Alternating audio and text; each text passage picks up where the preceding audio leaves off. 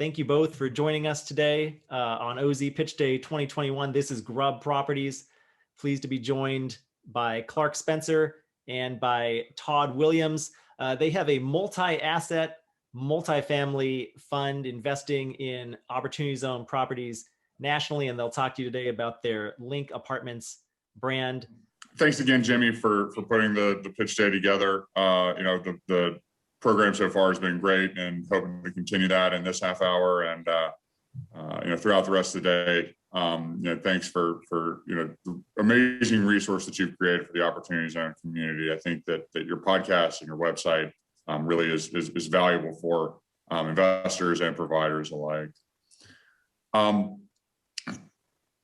So you heard me in the last half hour, and I'll reintroduce myself. My name's Clark Spencer. I'm the Senior Vice President of Investments for Grubb Properties. I'm the fund manager of our Qualified Opportunity Zone program. With me today is Todd Williams, our Chief Investment Officer here at Grubb Properties, who is also obviously heavily involved in the program, sits on our investment committee and leads our investments group. Today we have our 2021 Grubb Qualified Opportunity Fund. This is the third opportunity fund in sort of an annual series of opportunity funds that we have put together, and we're excited to tell you a little bit about it today. So in addition to Todd and I up there at the top, another person you might meet in the process is James Holman. He's our Director of Investments and leads our capital raising effort for our Qualified Opportunity Fund, and some of the rest of the team that you may meet over time if you work with us. But always happy to answer any questions about our funds, our Opportunity Zone program, Opportunity Zones generally. So Jimmy, you actually stole a couple of my slides in the last half hour, but I'll go through them fairly quickly, just in case we had some people join who are looking for sort of basic information about Opportunity Zones and what they are and how to invest. Again, created by the Tax Cuts and Jobs Act. And as we've talked about, it's all about community. It's a program designed to take essentially idle capital gains in the market and redirect those gains to what our low income census tracks based on the 2010 census. That's actually a really important thing. A lot of places look a lot different than they did in 2010. And so there are a lot of really good opportunities out there that we're investing in. Jimmy showed the map earlier that has them all across the country, over 8,700 of them. I think that I'm not going to use that, 8,764 being the actual number. And you invest in these areas through qualified opportunity funds. Again, here are the tax benefits. We talked about these a minute ago as well.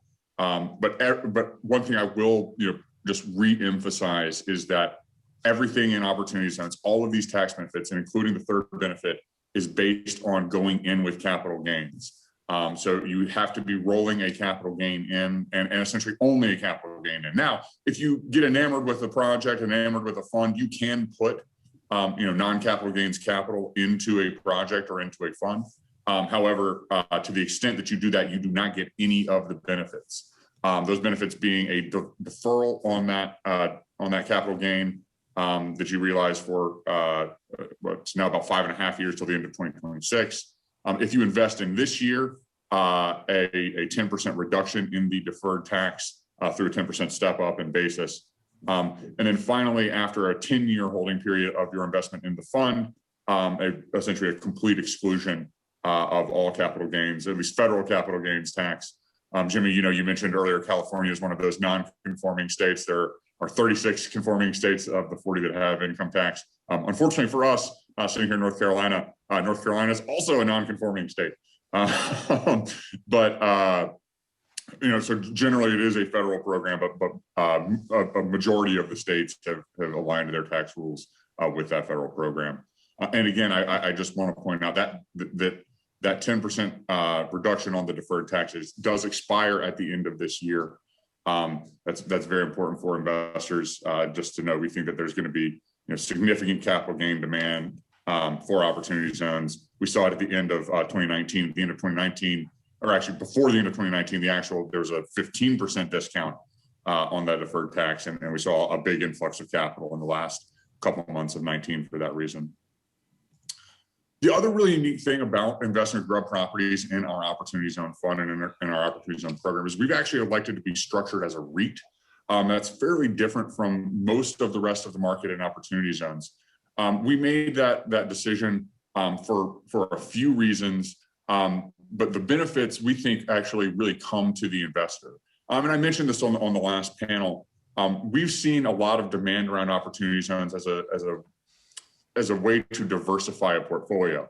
Now, there are a lot of people who are very involved in real estate who are interested in Opportunity Zones, and that can be very good for them. Some of the mechanics of how you get that back end tax exclusion through the elimination of what's called the elimination of depreciation recapture at the end of a partnership can be very valuable for people who are very experienced in real estate. But there also comes with that a lot of partnership-based tax requirements, specifically K-1s and state-level tax filings that can be very onerous on someone who doesn't have a lot of experience in real estate. So by structuring as a REIT, we actually provide 1099s rather than K-1s. And we don't have to deal with any of the state-level tax filings. You're essentially responsible for your own state tax on that 1099 income. So it makes it much more simple for an investor to deal with their investment over a 10-year period, because we do have funds, our traditional funds that produce K-1s, and they can be complicated and frankly expensive for investors to maintain over a 10-year period. The other thing that's also really unique about the REIT structure, especially in a multi-asset portfolio, is it actually gives us internally a little bit of extra help in being able to recycle assets. Now, in the OZ program, there is a method where an asset can be sold and reinvested. However, if you're structured as a partnership, you still have a problem of passing through that gain if you don't execute a 1031 exchange. Within a REIT, there's actually a method, and I can go into this on a follow-up or later on. But you can actually create a taxable sale internally with a reinvestment that can be split over multiple assets, existing assets, capital improvements, accelerated debt payments, and things like that. That gives us a lot more flexibility, and really, frankly, lets us operate as a fund manager and a developer how we would have normally operated were it not an Opportunity Zone fund. And that was, as I mentioned in the last panel, something that was really important to Grubb Properties when we started Opportunity Zones. Was being able to approach it in a way that would be familiar to us, and work with our existing platform rather than coming in and trying to do something new just to meet this need. With that, I'm going to turn it over to Todd to talk a little bit about the market opportunity that we see and the product that we're creating in Opportunity Zones and in our traditional portfolio. As I mentioned. So Todd, introduce yourself and then take it away, and I'll flip slides for you. Sounds great. And Jimmy, thank you again. I very much enjoyed the last panel. I caught most of that as I was coming on, and enjoyed getting the perspective of other folks practicing in the field as well. I'm going to talk a little bit about our market opportunity, but as a way of introduction to myself, my name is Todd Williams. I'm the Chief Investment Officer here at Grubb Properties. My background is as an architect and urban planner, which has been a helpful background to have with respect to some of the techniques that we use in our strategy, and I'll talk a little bit about that in the future. First, let me talk a little bit about what we see as a big challenge in America today, and that is that the United States is going through probably what will ultimately be its greatest housing crisis over the last 100 years. This is a crisis that is only getting worse. Today, we have roughly about 3.7 million unit housing shortfall in the United States, including both single family and multifamily residential property. And this will continue over the next decade as a result of demand. I'll talk a little bit about that. Most people think of housing demand in terms of the millennial generation. And while the millennial generation has certainly been a big driver of that demand over the last 10 years, the fact is that actually peak births in the United States didn't occur until 2007. So that's well into what most people think of as the next generation, Generation Z. that will be coming out of schools and universities in the next several years. And so we have seen about 10 years of massive demand, and we will look at another 10 years of massive demand in the housing industry. This is particularly a challenge because of the income levels for folks that are in this segment of the population. If you look at the millennials, the workforce, the young workforce that's currently in the market today, about 80% of that workforce earns less than $50,000 a year, which means they can't qualify for the average rent in the United States today at just under $1,500 a month. And that's the average rent, which includes blending A, B, and C class product. So this is a real challenge. Housing cost is really the primary contributor to this challenge, not being able to meet supply. And I'll talk a little bit about that. Over the last several years, you can see housing cost, as depicted in this graph on the bottom left, has really exceeded inflation and wage growth, really north of 4% since 2013, really essentially north of 5% since 2018. It looks like 2020 has come in just a bit under, obviously pandemic related. But effectively, housing cost is really outstripping young folks' ability to pay for housing, either in rent or in mortgage payment.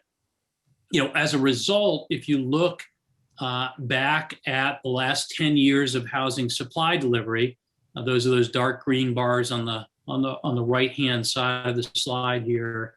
You have to go all the way back to 1982 to find a single year that rivals the low supply that we've seen over the last 10 years. So supply is just not keeping up with the demand. We really define this challenge a couple of different ways. Obviously, there's challenge in the affordability segment. There's challenge in delivering even in the luxury segment. But the big challenge that we see today that's unmet is what we call essential housing. And we think of this as really a new asset class. And essential housing being that segment that's above subsidized housing, but below that of luxury. 75% of the new construction over the last 5 years in the multifamily housing segment has been for luxury housing. Very little new supply delivered for essential housing, and certainly for affordable housing as well. So we pursue essential housing through our Link Apartments brand. You can see several of our most recent projects there on the right side of the screen. This is product that is located in dense urban typically transit-oriented locations and close to major fixed employers. In particular, we love universities and medical complexes, biotech centers as big anchors for employment for us. The price point that we serve is really a segment of the population that falls, as Clark mentioned earlier, between 60% and 140% of area median income. Obviously, that ranges differently between markets, but to give you a quick example of the price point for that in our market here in Charlotte, North Carolina, where I am today, that would be folks earning between, say, $35,000 a year and up to about $75,000 a year. So this would be your essential workers, your teachers or police officers or firemen and women that are working in the workforce actively, looking to locate in areas that are in close proximity to major jobs and amenities. So essential housing for us is our Link strategy. The way we tackle that is really in two different segments. The first segment is what I'll call through a very intelligent design process. And the first way we jump on that is through a reduction in the types of units that we include. So we only have 6 highly efficient unit floor plan types that we duplicate across our portfolio. To put this in perspective, if you walk onto an average apartment community in the United States today, they'll have anywhere from 25 to 30 different unit floor plan types. I can tell you as an architect, there's no way you can be efficient with that many unit floor plans. But more importantly, I can tell you from an operations perspective, it's very difficult to manage that many floor plan types. In fact, Clark and I, about a year ago, were in a property in Denver near our latest qualified opportunity project that we're building in that market in Aurora, Colorado. And we walked onto an apartment community that had over 100 different unit floor plan types for a 400 unit community. Just very, very difficult to get any efficiency out of that. We also work on a very tailored amenity program in the multifamily industry today. There has been the equivalent of a space race in amenities. And we just feel like it's much more important to focus on the amenities that really matter for young people today, rather than burdening those projects with significant cost for components that aren't nearly as important. As I mentioned, it's really an underserved segment of the population. It's a segment of the population that ranges in the United States, from 21 to 35. Although we can attract residents all across the age spectrum as well. But generally 60 to 140% of area median income is our target. The second way we tackle it is through a whole series of creative methods and techniques. We actually have 59 of these. They're documented techniques. We score all of our pipeline projects against these techniques, and with the intention that we strive to get to a double-digit number of these techniques that we can implement on any given project. These methods essentially allow us to generate one of three things or some combination of that.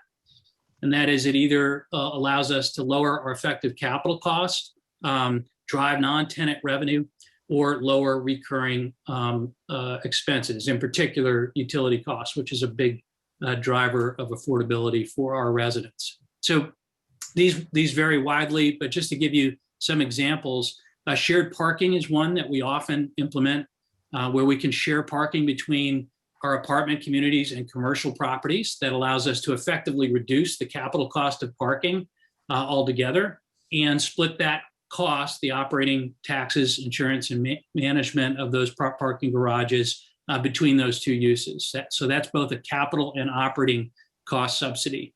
Sometimes we can acquire commercial properties where we can share surface parking lots or additional land that comes with those commercial properties with our multifamily development projects through an entitlement process. That effectively gets us to a free source of land for our apartments. That can be anywhere from a 15 to as much as a 45, or in some tier one markets, as much as a $200,000 a unit subsidy to our projects. We also often source tax abatements and grants and other subsidies that we can get from local municipalities through brownfields agreements or through committing to income ratios on a portion of our properties that allow for an income profile in that 60 to 140% range. So our investment strategy is also earmarked by our attention to ESG and impact investing across the board, not only because we're investing in these qualified opportunity fund locations, but because we're investing across the product in innovation, the efficiency I mentioned earlier, sustainability. All of our apartment communities are National Green Building Standard certified, for example, as well as our commercial buildings being LEED certified. And then we really pride ourselves on making direct connections in the communities that we invest in. As Clark will talk about a little bit later, one of the salient features to our program is an impact sleeve that we include in the fund that we can use to invest directly into the communities where we are making these link apartment investments directly. So when we think about our investment strategy from a market and a submarket perspective, a few years ago, we began really exploring what's the best way to construct a portfolio. And our conclusion was that what we would really like in a portfolio is a mix of both high growth cities, as well as cities with that exhibit real high resiliency. These are typically your tier 1 cities, cities like a Los Angeles or New York or Washington, D.C., where there is lower correlation typically to downturns, where the supply of housing is at a real crisis level, even more so than the rest of the country, and where there's low correlation to recessions. What's been really interesting about the pandemic, though, is that it has affected these markets very, very differently. And so these tier 1 markets have had significant challenges, occupancy and rent challenges over the last year or so. That is actually creating a temporary buying opportunity in these locations. And so, as our CFO has said before, it's kind of like the drawbridge has gone down for investors like ourselves for these markets. And so we've been rapidly deploying in markets like LA, Denver, DC, New York, and now even in the Bay Area around San Francisco and Oakland. We're excited about that growth into those highly resilient markets. We believe that those markets will again rebound very strongly, and will have favorable conditions for us to execute on our strategy. But high growth markets are also an exposure that we want to have in our portfolio. These are markets like Charlotte, Tampa, Atlanta, and even smaller tier markets like Charleston and Winston-Salem, where you have select submarkets that have a particular high growth activity going on.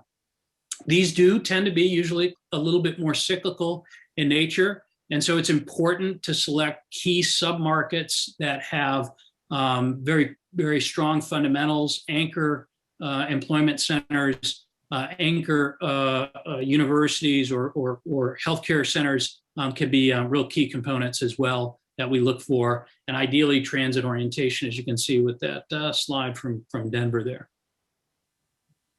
Our national footprint as a result then is a mixture of these resilient markets and either high growth metro markets or high growth submarkets within these metropolitan areas. And you can see in the map here, the red shows kind of the resilient markets in the Bay Area, Los Angeles, Denver, DC, and New York that we are currently actively investing in.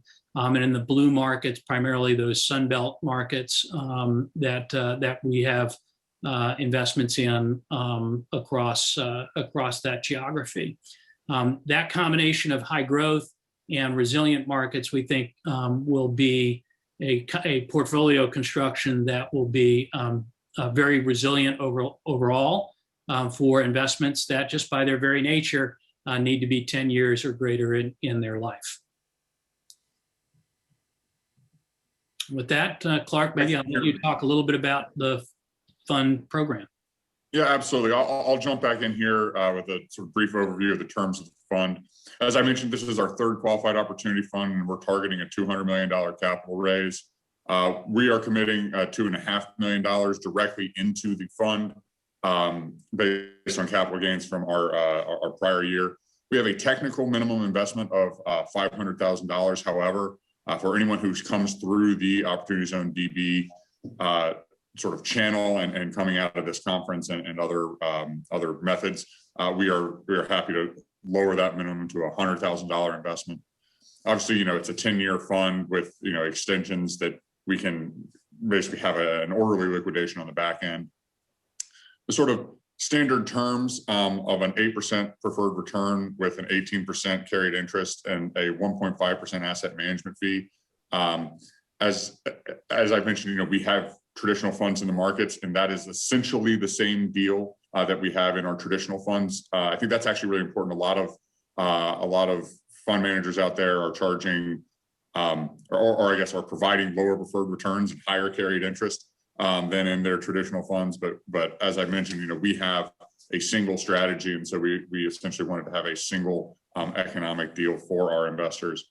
And then the other thing that I'm really sort of proud of in the fund is at the bottom here, the community development initiative that we undertake in the fund. So in our Opportunity Zone funds, we designate 10% of the capital that we raise to go towards truly community development projects. On that 10%, we actually cap our returns at a 10% IRR. Now that's not a sort of general performance return. Our target for the fund is a 10 to 12 IRR. That's more of a cap on outperformance, and again, only on that 10% section. But then we also don't charge an asset management fee on those projects that we deploy into in that initiative. And that's, our way of going even, beyond our traditional, middle market target of Link Apartments to, sort of truly innovative and community focused projects in opportunity zones. As I mentioned, this is our third fund. We have a long history in opportunity zones. We've raised over $200 million over our past two funds. We have a total of 11 multifamily assets, over $1 billion of value, either in service or in development in opportunity zones, combined with 4 commercial assets, over $110 million of value in those mix of markets that Todd talked about. We are currently identifying projects for our 2021 fund. We have projects that we're looking at in the Bay Area, as Todd mentioned, in Oakland, in Los Angeles, in the DC market, and in our traditional southern markets, Charlotte, Atlanta, and are building out that portfolio over the course of the year in this vintage year fund. I know we are running short on time. I'll flip it back to Todd very briefly to just hit some of our historical highlights about the company, but then I know, Jimmy, I don't want to take up too much time. I know we got started a little bit late, but Todd, if you want to jump back in real quick, and maybe we'll hit this page, and then I don't know if we have questions, or Jimmy, if we're just turning it back over to you. Yeah, we got started a little bit late. I'm going to let you guys go till a quarter till. We'll give you a few more minutes, and then yeah, if you want to quickly run through this last slide or two, then we do have several questions. Maybe we'll get to one or two of them. Sure, I'll try to hit this real quick, and we won't spend an enormous amount of time on it. If anybody has questions about it, we can certainly talk at length off camera here. But we've got a long history. Our company's been around for a little over 57 years, and so that experience ranges across about $2.5 billion worth of real estate transactions, and a little over 1.2 billion of total commercial real estate under management today. I would say, one thing that is important to understand about our organization is our focus and attention on prudency with regards to debt. I think this is really an important aspect of what we do. We tend to use, low to moderate leverage, and in some cases, no leverage at all.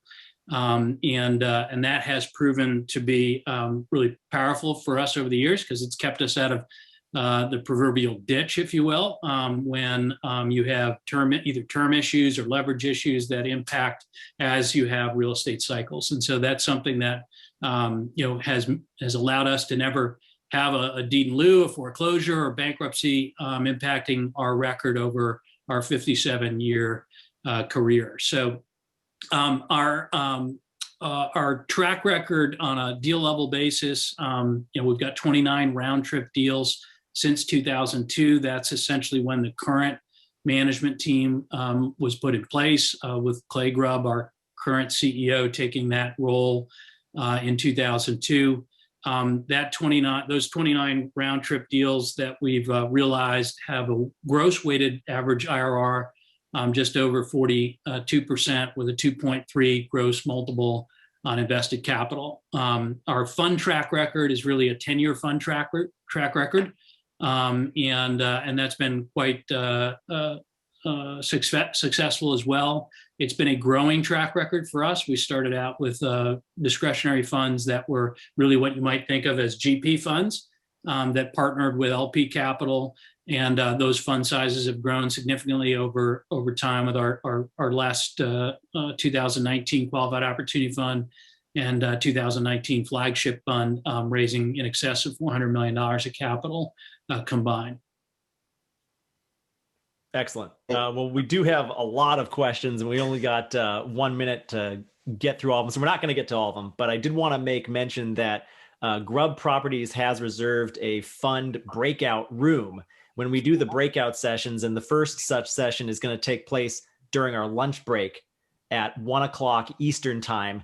They'll be in there for a half an hour. Representatives from Grubb Properties will be in there. So you can head on over to that fund breakout session and ask all the questions you want for 30 minutes or so. And then we're going to be doing another one at 2:25 p.m. Eastern time. So if we don't get to your questions now, we'll get to them then. We'll do one question though for you guys before we move on.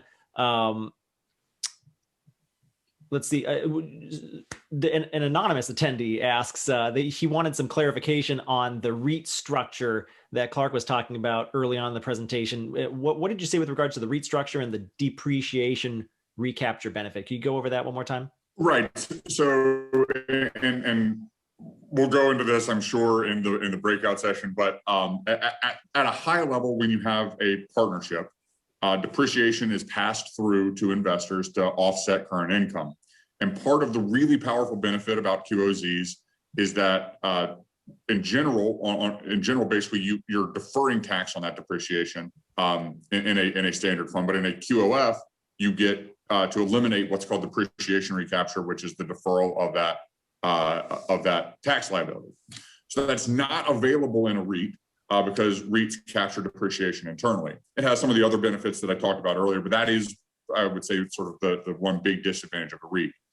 But even that disadvantage actually has an advantage because we capture it internally and because depreciation is a non-cash expense, what that actually means is it gives us additional capital over the life of the fund to reinvest back into our portfolio and back into either new investments or capital improvements of existing investments or accelerated debt payments to create a big refinance opportunity when the taxes become due at the end of 2026. So it gives us a lot of flexibility. But again, I think that one of the big advantages for the REIT structure is that 1099 as opposed to that K1, and being a really powerful tool on an ongoing basis for investors to keep their tax obligations and prep obligations simple, rather than what can ultimately be a really complex process, especially in a multi-asset $200 million portfolio where we may have assets in 5, 6, 7 states with state level tax obligations as well. In a partnership structure, you get to eliminate all of that in a REIT structure. Excellent. Well, thank you for the clarification there, Clark. Clark and Todd, thank you for joining me today. If you're interested in learning more about Grubb Properties, they have their information on the screen there, or you can visit grubbproperties.com. So we'll leave it there. I've got to move on, but please do join them in the fund breakout session later this afternoon. I'll include the link to that separate Zoom session within the next few minutes here. So be on the lookout for that in the chat. Thank you, gentlemen. Thanks, Jimmy. Thank you.